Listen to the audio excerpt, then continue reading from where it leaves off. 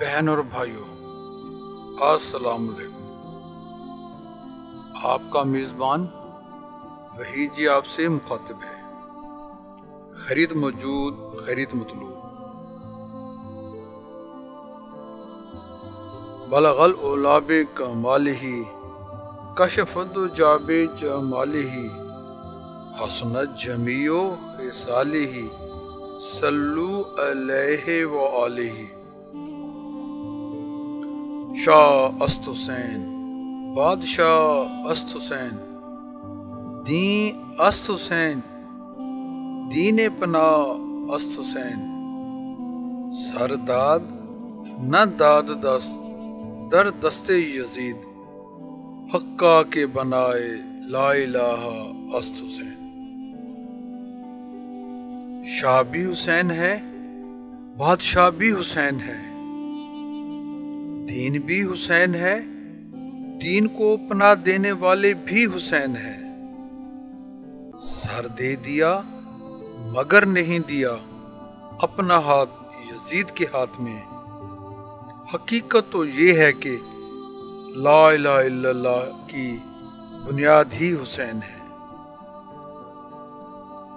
کربلا میں لٹنے والے تاجداروں کو سلام، کربلا میں لٹنے والے تاجداروں کو سلام، گلشن اسلام کی تازہ بہاروں کو سلام۔ معزز بہن اور بھائیوں، حضرت علی اصغر علیہ السلام کو دفن کرنے کے بعد حضرت امام علی مقام علیہ السلام اب خود ہی میدان کارزار کا رخ کرنے والے ہیں، اس لیے کہ اب آپ کو روکنے والا کوئی بھی نہیں۔ تمام ساتھی ایک ایک کر کے آپ پر فدا ہو چکے ہیں۔ آپ نے ایک نظر میدان کارزار کو دیکھا، پشت پر ویران جلے ہوئے خیمے ہیں، اہل بیت کے دو بڑے خیمے ہیں جن میں چیخوں اور آہوں کی صورت میں زندگی کے کچھ آثار نظر آتے ہیں۔ سورج کی تپش میں مزید اضافہ ہو چکا ہے۔ آپ نے خیال کیا کہ خیمے کے اندر جا کر اہل بیت کو آخری وصیت کر کے دربار خداوندی میں حاضر ہو جاؤں۔ ابھی آپ نے یہ خیال فرما کے خیموں کی طرف رخ کیا ہی تھا کہ سامنے ریت کا ایک بگولا سا اٹھتا ہوا نظر آیا، اور پھر دیکھتے ہی دیکھتے بگولے کے اندر ایک ناقہ سوار نظر آیا۔ آپ کو بھی شاید اسی کا انتظار تھا، اس لیے کہ کربلا کی خونی تصویر میں یہ خاکہ خالی تھا۔ اس نے اونٹ کو بٹھایا اور آپ کے قدموں کو بوسہ دیا، اور پھر میدان کارزار کو دیکھ کر پریشان ہو گیا۔ وہ انتہائی مایوسی کے عالم میں آپ کو دیکھے جا رہا تھا۔ آپ نے خاموشی کو توڑتے ہوئے فرمایا، دوست ہم نہیں جانتے کہ تم کون ہو اور کس مقصد کے تحت یہاں رکے ہو۔ اگر کوئی کام ہے تو بتاؤ، ورنہ خدا حافظ۔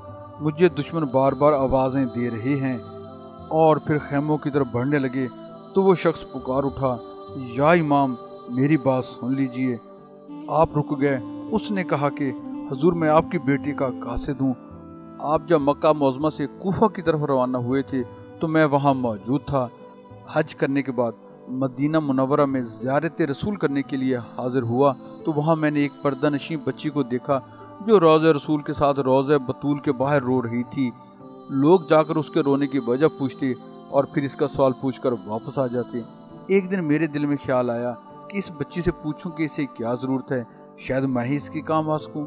اور پھر جب میں نے پوچھا کہ بیٹا کیا بات ہے، آپ اس طرح روتی کیوں ہو اور آپ کون ہیں، معصومہ نے میری بات سنی تو اور زیادہ رونے لگی اور فرمایا، یا میں سغرا بنت حسین ہوں۔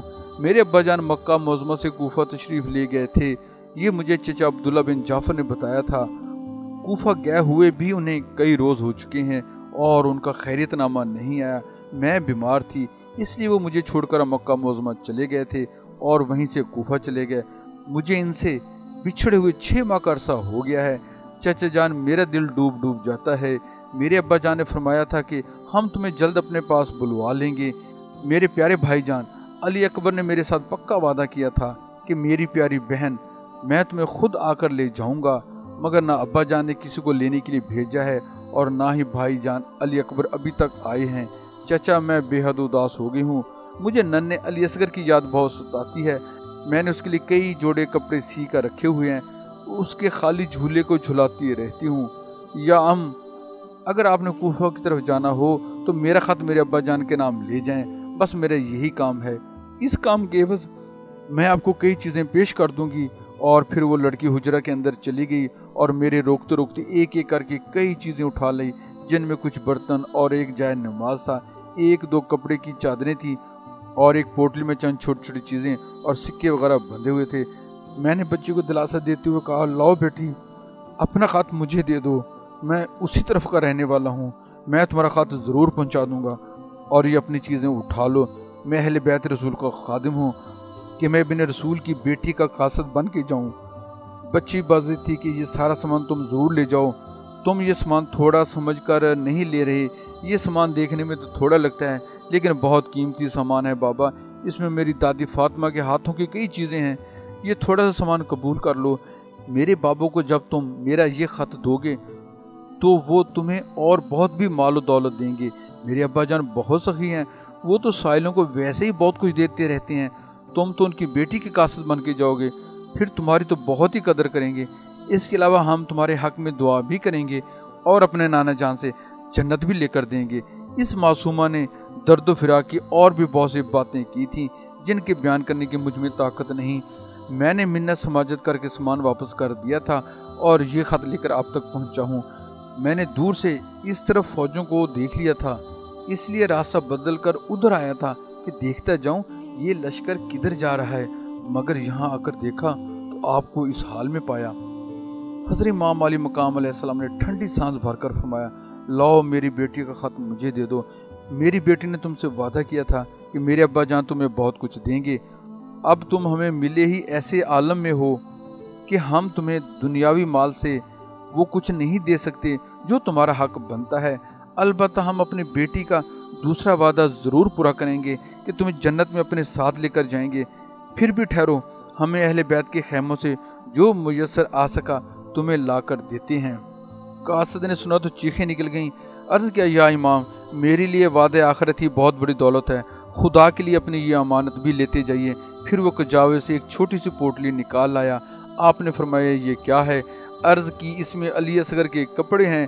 امام مظلوم نے کامتے ہوئے ہاتھوں سے پوٹلی سنبھالی اور دل ہی دل میں کہا، سغرا بیٹی، اب تیرے اصغر کو یہ تحفہ کیسے پیش کیا جائے؟ اصغر کی ننھی سی قبر قریب ہی تھی۔ آپ نے وہ پوٹلی اس پر رکھ کر فرمایا، بیٹا اصغر، بہن کا تحفہ قبول کر لو۔ اور پھر وہ کپڑے اور خط لے کر خیموں میں تشریف لے گئے۔ خط کیا تھا؟ تلوار تھی جو بیک وقت سب کے دلوں پر پھر رہی تھی۔ شکوے ہی شکوے، شکایتیں ہی شکایتیں، درد ہی درد، فراق ہی فراق، ابا جان سے شکوے، پھوپھی سے شکوے، امی سے شکوے، علی اکبر سے شکایتیں، سجاد سے شکوے، اصغر کی یادیں، سکینہ کے سلام۔ ایک ایک لفظ دلوں کو چیرتا جا رہا تھا، ایک ایک جملے پر چیخیں بلند ہو رہی تھیں۔ پیکر تسلیم و رضا امام مظلوم علیہ السلام کی آنکھوں میں بھی آنسوؤں کا سیلاب آ گیا تھا اور درد و فراق کے آنسو بہے جا رہے تھے، دکھے ہوئے دل کے آنسو، گرم گرم اور آتشی آنسو، بیٹی کے غم سے غم آلود آنسو۔ دسو سوچ کے امت دے جے ہتھوں ہووے قتل امام تے کی ہوندا، اصغر تائیں دفناؤندیاں آ جاوے چٹھی اصغر دے نام تے کی ہوندا، پہ پچونا جے اکبر دی لاش تائیں شکویاں بھرا سلاں تے کی ہوندا، گھلیے سغراں دے قاصد نو موڑ سائیں دس کے حالت تمام تے کی ہوندا۔